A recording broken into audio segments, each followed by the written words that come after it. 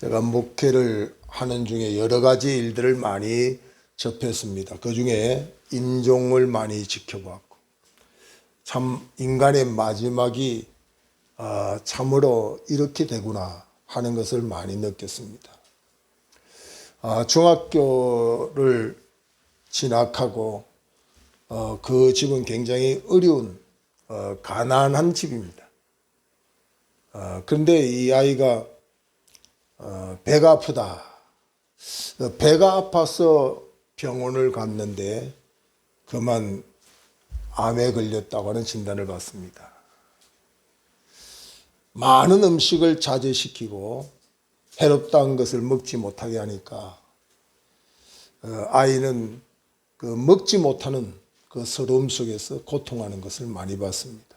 그 밥을 많이 먹지 못하게 하니까 주변의 반찬들을 많이 먹으면서 어쨌든 그 식욕에 절제를 못하고 끝내 사망하는 모습을 보면서 장례를 집례한 적도 있습니다.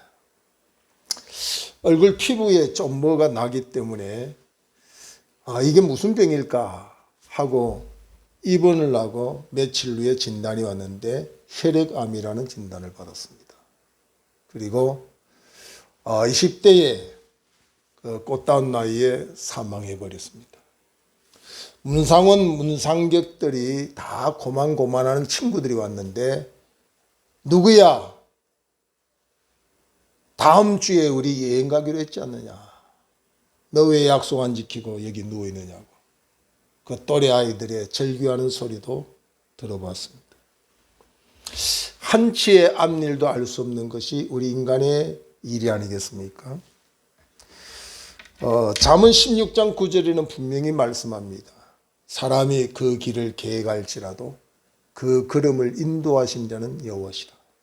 우리의 수많은 계획을 세워도 그 계획을 이루시고 그 계획을 허락하실 수 있는 분은 유일하게 하나님밖에 없습니다.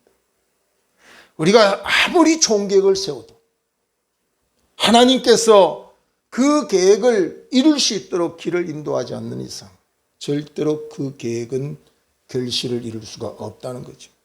그러니까 우리의 사람들의 약속도 물론 고의적으로 약속을 지키지 않을 수도 있지만 우리 인간이 한계점에 부닥치면 약속을 지킬 수 없어요. 한치 앞일도 알 수 없는데 우리 완벽할 수 없어요. 그래서 모든 일은 하나님이 결정해 주셔야 됩니다. 우리 계획에 하나님께서 결정해 주시지 않으면 오늘 시편 127편 1절 이하에 보면 사람이 집을 세워도 세우는 자의 수고가 헛되다. 사람이 그 성을 지켜도 지키는 파수꾼의 경성함도 헛되다. 모든 것은 하나님이 함께 해주지 않는 인생, 그 인생의 결과는 장담할 수가 없다는 이야기입니다. 그래서 사무엘상 2장 1절 이하에 보면 한나는 이런 고백합니다. 하나님을 만난 한나의 신앙의 감정이 있습니다. 그는 하나님을 향하여 하나님은 사람을 죽이기도 하고 살리기도 하시는 하나님입니다. 하나님은 사람을 높이기도 하고 낮추기도 하시는 하나님입니다. 하나님은 사람을 멸망으로 인도하기도 하고 구원으로도 인도하게 하시는 하나님입니다. 하나님은 사람을 가난하게도 하고 부하게도 하시는 하나님입니다. 그래서 절대 주권자이신 하나님에 대하여 한나는 고백을 합니다. 우리는 이런 이야기합니다. 세상에 살기 싫어서 죽으면 고만이겠지. 그런 생각을 하고 목숨을 스스로 끊는 이도 종종 있습니다. 어떤 사람은 좀 더 살려고 수단 방법을 가리지 않고 발버둥을 치는 사람도 있습니다. 근데 정말 죽을 수밖에 없는 상황 속에서도 그 생명을 유지하고 사는 사람이 있는가 하면 살려고 발버둥을 쳤어도 죽는 사람이 있어요. 생명이 내 것이면 내 마음대로 조절하겠죠. 한 100년 살다 끝 내가 조절하겠죠. 생명도 하나님의 것이다. 하나님이 우리에게 위임한 거죠. 이 땅에서 너는 나의 뜻을 알고 청지기로서 주신 생명을 잘 관리하고 하나님의 뜻을 따라서 잘 살다가 오너라 하는 사명이 주어졌을 뿐이에요. 높은 뜻 숭의교회라고 귀한 교회에서 분립개척도 하고 교계에 좋은 영향을 끼친 김동호 목사님이 계시는데 지금 원로로 암투병 중에 있죠. 이 목사님이 한때 젊을 때 꿈을 꿨는데 어떤 꿈을 꿨느냐면은 한 발짝 디디면 돈뭉치가 자기 발 앞에 있고 또 한 발짝 디디니까 돈뭉치가 있어요. 그러니까 걷는 재미가 얼마나 있는지, 돈 주는 재미. 그래서 걸을 때마다 돈뭉치가 계속 있는데 얼마나 재밌는지 이 한 걸음 한 걸음 걷는 이 김동원 목사님이 돈 주느라고 정신없다가 깨버렸어요. 그래서 깨고 난 너무 허무한 거예요.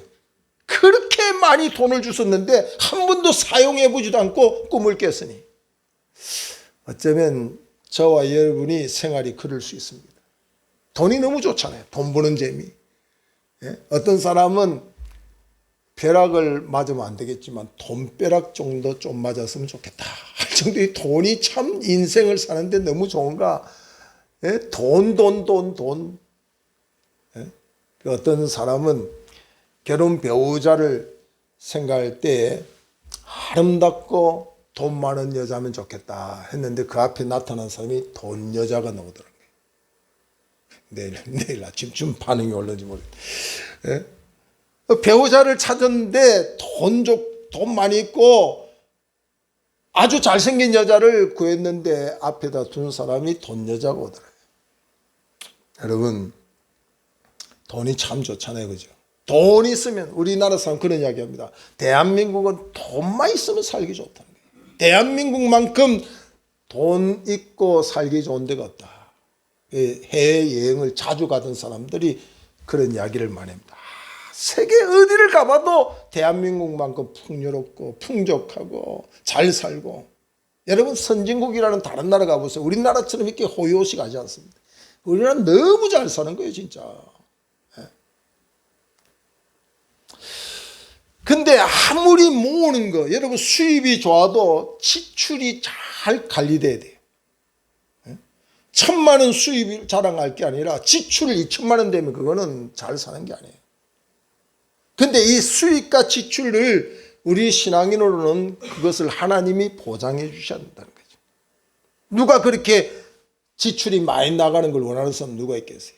근데 아무리 열심히 해도 그 사람은 수입이 지출을 따라잡지 못해서 늘 허덕이는 사람이 있다는 거죠. 저희 어릴 때는 이 놀이 문화가 요즘처럼 풍족하지 못했어요. 그래서 고작 해봐야 여자아이들은 고무줄 놀이, 말뚝박기, 또 요즘 우리 아이들은 잘 모르겠지만 이 손가락으로 돌을 쳐가지고 땅 따먹기가 있어요. 땅 따먹기. 근데 골목에서 그 땅 따먹기 하다 보면 땅 많이 따먹은 아이가 얼마나 좋아하는지 몰라요. 근데 진짜 자기 땅도 아니야. 그냥 놀이하는 거예요, 놀이. 그러다가 자기 부모가 누구야 밥 먹어라 그러면 그거 다 놓고 어디 가냐면 집에 가서 밥 먹어야 돼요. 여러분 우리가 이 땅에 살다 보면 그런 모습이 아닐까. 이 땅 많이 가졌다 자랑하고 있지만 하나님이 누구야 이제 그만 살고 오너라 하면 아무도 거기에 대하여 항변할 사람이 없어요. 왜 나는 젊은데요? 난 아직도 꿈이 많아요. 하나님 지금 나를 부르시면 안 되죠. 유행 가다 보니까 60대의 나를 부르면 뭐라고 70대의 나를, 그건 유행가의 하나의 가사에 불과하지 하나님이 그 생명을 부르는 날은 끝이에요. 저도 언제부턴가 이 마지막이라고 하는 부분에 대해서 많이 생각이 나더라고요. 제가 우리 동기 목사님들, 동기들을 이 정도 유명하고 훌륭하게 그 학창시절을 지낸 사람은 아마 인터넷에서 어디 부분에는 있겠지 하고 찾고 싶어서 이름을 치보면은 거의 다 아주 정말 영향력 있는 사역을 하는 친구들도 있지만은 의외의 사람이 다 소천했어요. 나 참, 제 나이보다도 뭐 조금 더 들 때면 70대 뭐 이렇게 되는 사람들이 다 먼저 왜 그렇게 빨리 죽는지 모르겠어요. 저도 그 장로교 헌법에 우리 때 만 27세가 된 목산수를 받아요. 난 딱 만 27세의 목산수를 받았어요. 이게 굉장히 일찍 받은 거죠. 그리고 우리 교회의 대표기도하는 이 장로님이나 집사님, 권사님들이 대표기도 할 때마다 항상 이런 기도를 했어요. 조금 생각 없이 하는 분들은 오늘도 어린 종을 강단에 세우셨사오니 말씀을 잘 전할 수 있게 해주십시오. 그 목사를 향해서 나이가 어리니까 그 연세 많은 장로님들 대표기도하면 꼭 어린 종을 불쌍히. 요즘은 그런 기도를 잘하는데 우리 때는 항상 그런 기도를 많이 했어요. 그 나이가 조금 앉아 들으니까 대표기도하는 분들이 조금 바뀐 게 뭐라고 바뀌었냐면 주여 젊은 종을 도와달라고 젊은 종으로 바뀌더라고. 요즘은 아마 나를 위해서 기도하는 사람이 어린 종이나 젊은 종이라는 말은 안 쓸 거예요. 요즘 기도를 하면 아마 그래도 이제는 조금 늙었다 하기는 좀 그렇고, 오늘도 엘리베이터 타고 우리 내려오는데 같은 그 동에 사는 아이가 그 엄마가 할아버지한테 인사해라 그러는데 잘 모르지만 이제 어머니가 교육시키느라고 할아버지한테 인사해라고 5살짜리 꼬마한테 가르치더라고. 나는 누가 봐도 이제는 할아버지 소리를 듣는 거야. 아저씨는 조금 지나간 것 같은 느낌이 들어요. 보통 아저씨라 그러잖아요. 요즘 할머니 같은 분도 아가씨라 하면 조금 문제지만 아주머니래 이게 좀 기분 좋은데 할아버지가 이 보편화되었어요. 그러니까 이게 참 우리 그 동료 친구들 보면은 다 노후 대책을 어떻게 할까? 은퇴 후에 어떻게 살아야 될까? 그러면 와요. 결과는 주님 앞에 가는 거예요. 우리 어릴 때 지금 아이들의 성적표가 나오듯이 우리도 이 방학 학기 말에는 항상 통신표라는 게 나요. 가정통신표 아울러서 성적이 함께 있는 통신표를 가져가는데 이 통신표에 수미 양가로 이렇게 나오잖아요. 그 수미 양가에 노는데 좀 그 성적이 잘 나오면 집에 가는 게 그렇게 기뻐요. 빨리 가서 부모님 보여줘야 되니까. 근데 성적표가 엉망으로 나오면 집에 가기 싫어. 여름 방학 바로 접하기 전에 통신표 받으면 그 집이 얼마나 먼지 중간에 쉬었다고 그래가지고 집에 가는 경우가 많아요. 여러분, 우리의 삶의 환경 속에서 언제는 반드시 우리의 삶에 대한 평가가 있는 날이 옵니다. 그 성경은 우리가 다 하나님 앞에 히브리서 9장 27절에 한 번 죽는 것은 정한 이치요 그 이후에는 반드시 심판이 있다.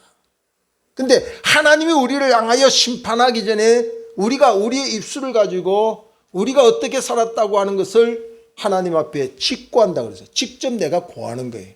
하나님, 몇 월 며칠 날 내가 이렇게 살았어요. 몇 년도에는 내가 이렇게 살았어요. 예배는 어떻게 드렸고요. 내가 신앙생활하면서 어떻게 봉사하고 섬겼는지 이야기하는.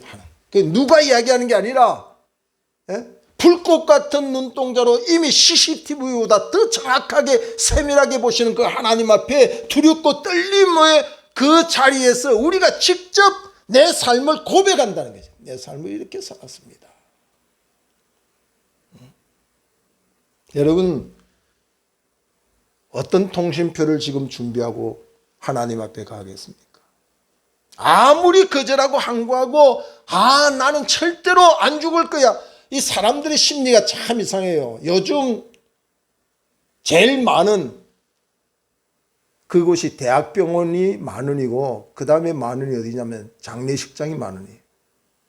줄을 서고 대기하고 기다려야 돼요. 장례식장은 이미 3일장을 해야 되는데 장소가 없어가지고 4일장 5일장 하는 세상이에요. 근데 우리는 문상객으로 많이 갑니다. 장례식장에 가보면은 나보다 나이 어린 사람도 죽고 나이 많은 사람도 죽고 내 가까운 사람도 죽고 다 이게 사망의 현장을 바라보면서도 우리 마음은 어떤 마음이 드냐면 나는 제외, 나는 아닐 거야. 참 우리는 그런 생각만 해요. 이 마지막을 보고도 나는 마지막이 없어 이렇게 생각을 한다 이 말이에요. 이론적으로는 알고 있지만 삶이 그렇다는 거예요. 만약에 나도 마지막이 있다고 하면 마지막 같은 삶을 살지 않겠어요? 겨울만 돌아와도 겨울답게 겨울에 맞는 때에 맞는 삶을 살고 여름이 다가오면 여름에 맞는 삶을 살잖아요. 그러면 내 인생도 마지막이라고 하는 걸 안다면 마지막답게 살지 않겠어요? 사람들이 맨날 말세다, 종말이다, 마지막이다, 마지막이다 말은 하는데 그 때에 맞는 삶을 안 사는 거예요.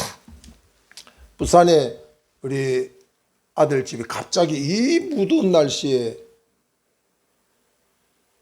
에어컨이 고장 나가지고 전쟁이에요, 전쟁.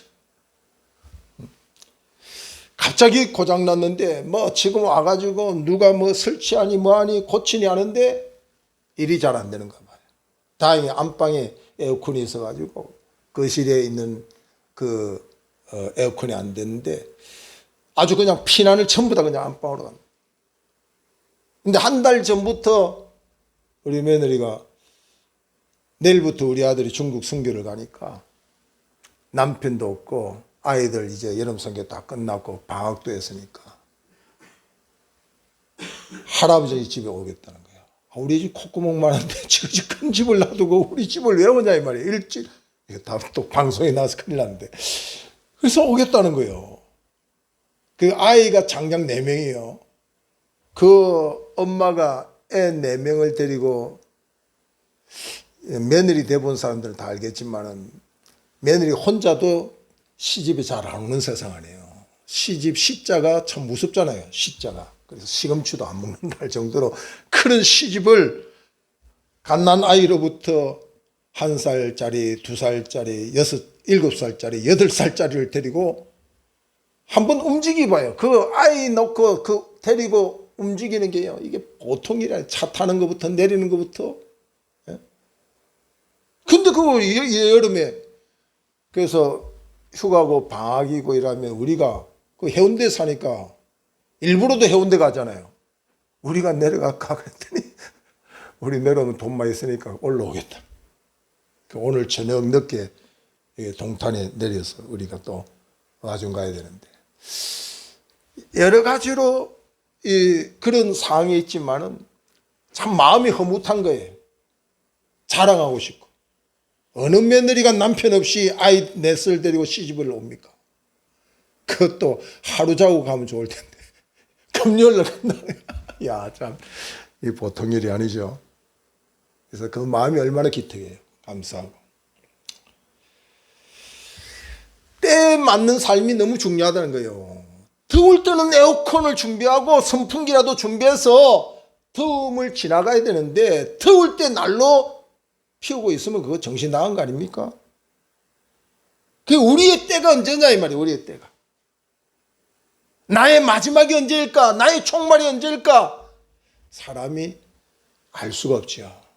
그래서 예전에는 이 복음성가에 안희숙 여사 죽으면 죽으리다 하는 그 순교의 그 신앙을 가진 안희숙 여사부터 시작해서 많이 부른 복음성이 내일을 나는 알지 못한다고. 내일은 난 몰라요. 하루하루 살아요. 불행이나 여행은도 내 뜻대로 못해. 내 마음대로 불행, 여행, 좌지우지 내가 할 수 없다는 거죠. 하나님이 내일을 알 수 없게끔 우리가 만들어 놨거든요. 여러분 내일을 알면은 참 행복할 것 같습니까? 예? 내일을 안다는 게 인간에게는 좋은 것만 아니에요. 내일 내가 노벨상을 타는 날을 미리 알고 있다면 사람이 미쳐서 잠도 안 오고요. 출두합니다. 그게 모를 걸 몰라야 돼. 내일 내가 큰 사고 날 걸 알면은 오늘 내가 어떻게 살겠어요? 하나님이 미래에 대한 것은 다 닫아놓은 거예요. 하루하루 성실하게 그때에 맞게 사는 지혜를 가지라고 성경은 우리에게 말하고 있습니다. 에베소서 5장 15절 이하에 보면 그런즉 너희가 어떻게 행할 것을 자세히 주의하여 지혜 없는 자같이 말고 오직 지혜 있는 자같이 하여 세월을 아끼라. 때가 악하니라. 그러므로 어리석은 자 되지 말고 오직 주의 뜻이 무엇인지 분별하고 살아라. 여러분, 우리가 이 심부름을 하잖아요. 심부름. 부모가 야 저기 정육점 가서 고기 사오느라 그랬는데 고기를 사오는 것이 중요한 것이지. 고기는 뒷전에 가고 자기 좋은 거 재미나는 것 하고 있으면 되겠어요? 이 땅에 우리가 온 것은요, 우리의 사실 이 본향, 우리의 인생의 본국, 영원히 사는 곳은 이 세상이 아니에요. 이 세상을 성경도 그랬고 좀 아는 지혜자들은 다 나그네 인생이다. 행인 같고 나그네야. 그냥 지나가는 행인 같은 인생이고 그냥 나그네 같은 인생이에요. 그렇기 때문에 우리는 본향 본국이 반드시 있는데 그것을 목표로 사는데 그곳에서 우리에게 이 땅에 보내실 때는 다 하나님의 뜻, 사명, 심부름을 주었다. 너는 이렇게 살다가 오너라. 근데 자기가 그 심부름을 안 하고 엉뚱한 짓만 하고 하나님 앞에 섰을 때 그 마지막이 어떤 모습이 될까 하는 거죠. 세상을 사는데 보면 두 종류 사람이 삽니다. 하나는 사력을 다하여 피땀을 흘려서라도 자기의 바벨탑을 쌓는 사람이 있어요. 근데 그 바벨탑은 역사가 증명하지만 아무리 높이 쌓자고 쌓아도 무너질 거죠. 무너질 바벨탑을 쌓는 인생들이 많아요. 정욕적으로, 자기의 야망의 성취로. 그 무너질 수밖에 없어요. 헛되며 헛되다고 하는 결론을 지을 수밖에 없는 인생이 되는 거예요. 성경에 보면 또 한 분류의 사람인데 그게 노아입니다.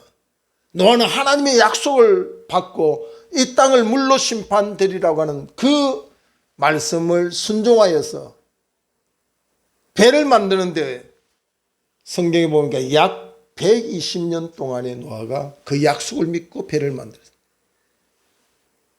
여러분, 어떤 것을 행하는데 우리는 작심삼일 혹은 1년도 제대로 하지 못할 텐데 120년 동안의 배를 만들었으니 그것도 뭐 홍수가 난다고 하는 이야기를 하면 뭐 하늘에서 비가 막 그냥 하늘이 뚫려서 비가 폭수처럼 떨어져야 되는데 피 한 방울도 나지도 않는데 배를 만들고 있어요. 우리가 하나님의 말씀을 받을 때 보면 금방 하나님이 이렇게 되리라고 했는데 내 현상은 도저히 하나님의 말씀과는 전혀 달라요. 그럴 때 우리는 믿음이 안 쓰잖아요. 하나님 말씀 보면은 교회 놓으면 뻘떡 그냥 병자가 일어나야 이게 하나님 말씀인데 1년을 가도 안 일어나고 2년이 가도 안 일어난다. 그럼 중단하지 보통 사람들. 근데 노아는 하나님의 약속을 절대적으로 신뢰했기 때문에 약 120년 동안에 피 한 방울 오지 않는 그곳에서 배를 만드니 사람들이 다 미쳤다고 그러죠. 저 영감이 나이가 들어서 노만 걸렸다 그렇게 말하는 사람도 있었을 거예요. 그러나 그의 믿음과 하나님께 대한 절대적 신앙이 마침내 그는 노아 한 사람의 순종과 하나님에 대한 신뢰가 그뿐만 아니라 그의 가족이 다 그 방주에 들어가서 살고 다시 한번 이 땅이 완전히 멸망당하지 않는 그 구원의 역사가 펼쳐지지 않습니까? 오늘 성경은 우리에게 베드로전서 4장 1절로부터 이렇게 말합니다. 우리의 육체의 남은 때가 점점 가까워졌다. 여러분, 지금 예배드리는 이 시간에도 점점 우리의 이 땅의 생존 시간이 줄어가고 있어요. 여러분, 예배를 지금 드리는데 1초, 2초 이렇게 시간이 점점 단축되어지고 있다 이 말이에요. 그러니까 우리의 생존 기간이 이렇게 단축되어지는 이 현실 속에서 우리는 어떻게 살아야 될까? 육신의 정욕적 삶, 타락된 인간의 본능의 삶은 지난 것으로 좋게 여기라. 이미 몰라서 살았던 그 정욕적인 삶은 지금부터라도 끊으라. 지금부터. 아는 그때부터 행동하는 것도 늦지 않아요. 근데 사람들은 이거 아닌데 하면서도 가는 거예요. 가다가 멸망하는 거예요. 발각되고 수갑차고 감옥에 갇히고 병들고 누워있을 때 비로소 그때 끝냈어야 되는데.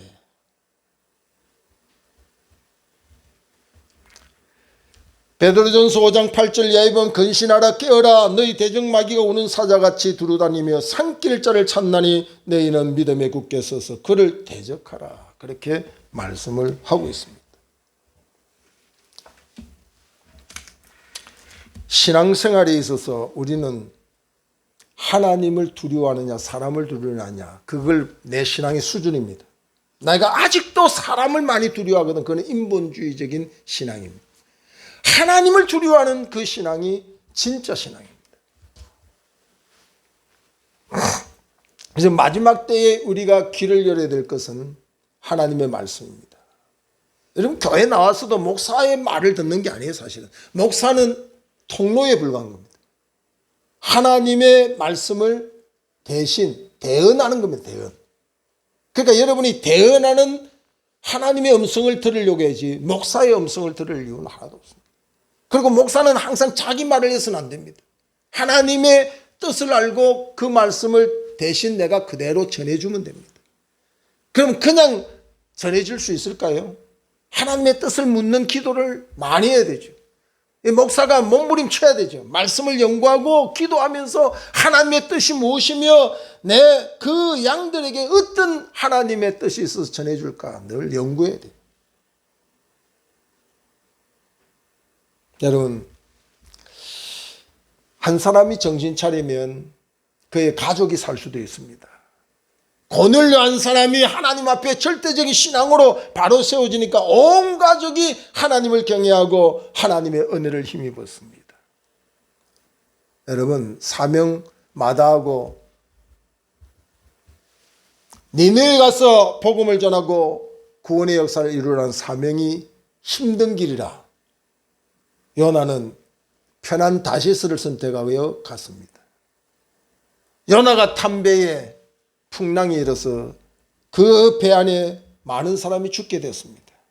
비로소 요나는 이 풍랑이 어디서 왔을까? 이 갑자기 불어닥치는 풍랑이 이 배에 있는 사람들이 다 죽게 되었다. 요나는 그때서야 자기가 불순종해서 자기가 탄 배에 다른 사람들까지 피해를 입힌다고 생각하고 이 풍랑은 어디서 왔느냐? 바로 나 때문에 왔으니 나를 바다에 던지우라. 여러분의 가정에 풍랑이 혹 일어나고 여러분의 삶의 여정에 원치 않는 풍랑이 일 때에 요나와 같이 자신을 돌아보는 신앙이 필요하다 이 말이에요. 오늘 이 시대에 정치인들이 문제가 있고 또 경제인들이 문제가 있을 수 있습니다. 그러나 오늘 혹시 요나의 그 사명처럼 내 자신의 문제가 혹시 있어서 이 바람이 계속 불고 있지는 않을까? 우리 성도는 그런 자세로 회개하고 정신을 차려야 된다 이 말이에요. 그래서 이 마지막이라고 하는 이 단어에 항상 연결되는 주의 말씀이 7절에 보니까 만물의 마지막이 가까웠으니 그러므로 너희는 정신을 차리라. 정신을 차리라. 술 취한 자처럼 방탕하지 말고 정신을 차리는 게 얼마나 중요한지 모릅니다. 여러분 그 오병이어의 사건을 보면은 보리떡 5개 물고기 2마리를 가진 한 소년이 나오죠. 그 한 소년이 내민 그 조그만 도시락 점심 한때 먹고 끝나는 그 도시락을 주님께 올려드릴 때 그것에 모인 숫자가 여자와 어린아이를 뺀 나머지 숫자가 5천여 명이 넘는다고 그래요. 그래서 전체 어린아이와 여자까지 합치면 신학자들이 보통 15,000, 2만 명 이상 될 것이라고 추측을 합니다. 그러니까 수많은 사람이 자기가 먹을 도시락 하나를 주님의 손에 맡길 때 5천여 명을 먹이고도 12바구니를 남겼다. 이건 참 소설 같은 이야기고 영화같이 꾸며낸 이야기 같을 수 있습니다. 그러나 우리는 신앙 안에서 이것을 이해해 볼 수 있습니다. 그게 주님의 능력을 믿는 것이고, 여기에 참 성경의 구구절들이 그렇게 기록 안 하겠죠. 왜 내 도시락인데 하고 어린아이가 철없이 막 운다고 하는 장면도 성경에 없어요. 저는 이 성경을 보면서 나는 과연 내 먹을 도시락을 주님 앞에 내어놓을 수 있는 사람일까? 왜 내 것을 가져갑니까? 떼쓰고 울지는 않을까? 자기 거는 절대적으로 몸부림치고 지키는 사람. 남이 나를 도와주는 건 당연하지만 내가 누구를 위하여 손을 내미는 것은 불공평해. 원망하고 불평하고 눈물 흘리고 탄식한 이 소년이었다면 이런 역사가 있겠어요? 우리의 마지막 순간에 우리의 삶에 대하여 우리가 어떻게 살았을까? 사람은 이 세 가지 책을 인생에 꼭 자기 스스로 씁니다. 여러분도 책을 지금 이미 쓴 책이 있어요. 그게 과거의 책입니다. 과거의 책. 과거 책을 여러분 한 권을 다 집필하고 완성을 시킨 겁니다. 제가 그 중고등부 지도교사 있을 때 고등학교 2학년 여학생 하나가 상담을 하러 왔어요. 선생님, 난 너무 힘들고 불행해요. 왜? 그랬더니 저는요 기억상실증에 빨리 걸렸으면 좋겠대. 고등학교 2학년짜리가 그 인생을 한 4, 50년 산 사람이 그랬다면 또 이해가 되는데 고등학교 2학년 한창 맑고 순수한, 우리 유빈이보다 한 살 적을 텐데 그 애가 와가지고 눈물을 흘리면서 선생님 저는 빨리 기억상실증이 걸려서 과거에 내 살았던 걸 다 지우고 싶어. 잊고 싶대. 잊고 싶어. 그 얼마나 어떻게 잘못 살았으면 그런 이야기를 했을까요? 혹시 여러분도 과거에 내 삶을 다 지우고 싶지 않습니까? 저 목사님은 어떻게 나를 저렇게 잘 알고요? 그때가 은혜입니다. 깨달아야 돼요. 저도 지우고 싶은 과거가 많아요, 사실. 털어내기가 부끄럽고. 근데 어떻게 내가 부정할 수 없는 그 책이, 과거에 기록된 책이 이미 내게 왕관돼 버렸어요. 그 다음에 현재 지금 여러분이 서고 있는 현재의 책이 있습니다. 그렇기 때문에 오늘 현재에 충실한 게 중요합니다. 어떤 이유 변명하면서 오늘의 성실한 자세가 되지 못하면 현재의 책에도 과거에 지우고 싶은 그런 모습들을 내가 기록하고 살 수 있습니다. 그 다음에 아직 개봉되지 않는 미완성적인 책이 있는데 그게 뭐냐면 미래의 책입니다. 미래의 책. 그러니까 그 미래의 책은 내 과거와 현재의 삶이 다 이게 합해져서 만들어지는 책이에요. 그것이 바로 주님 앞에 우리의 모습이 상을 얻기도 하고 벌을 받는 일이 될 수도 있다는 거죠.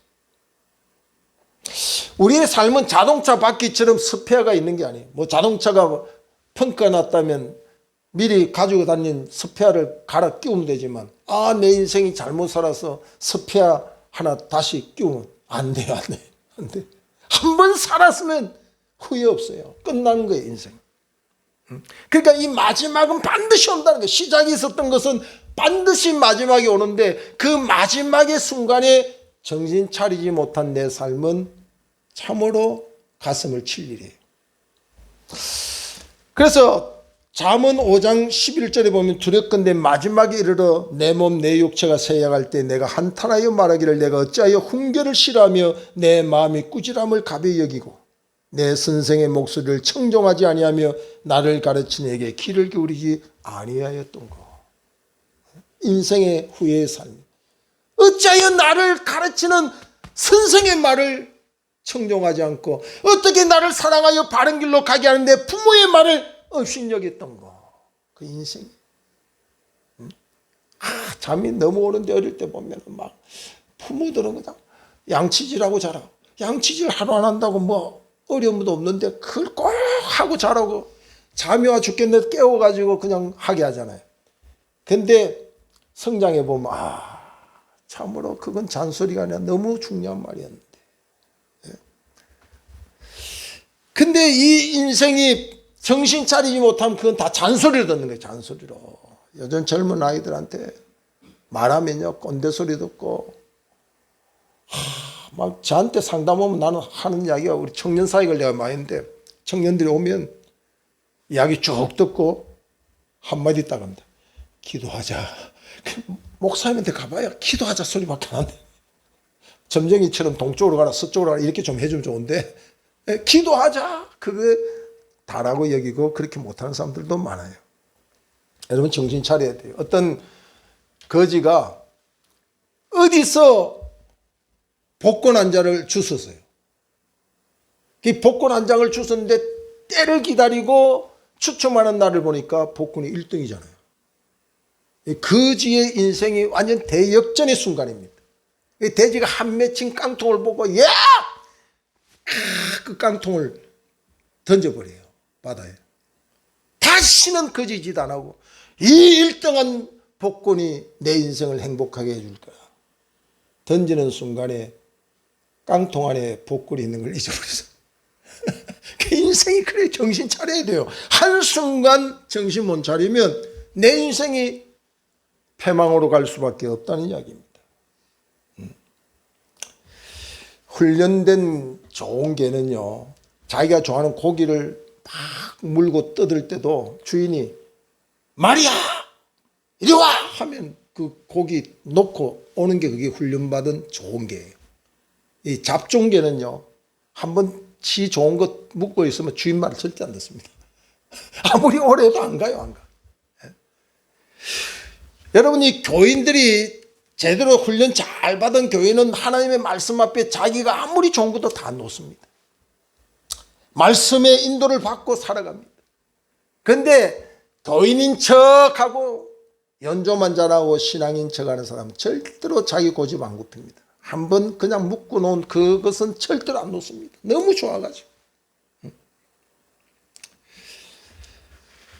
여러분 우리나라에서 유명한 분들이 많이 나오지만 9.12 미국의 그 무역센터가 폭파된 그 사건이 있는데 거기에 유명한 이돈 박사라고 무역센터의 최연소 수석 부회장인 사람이 우리나라 사람입니다.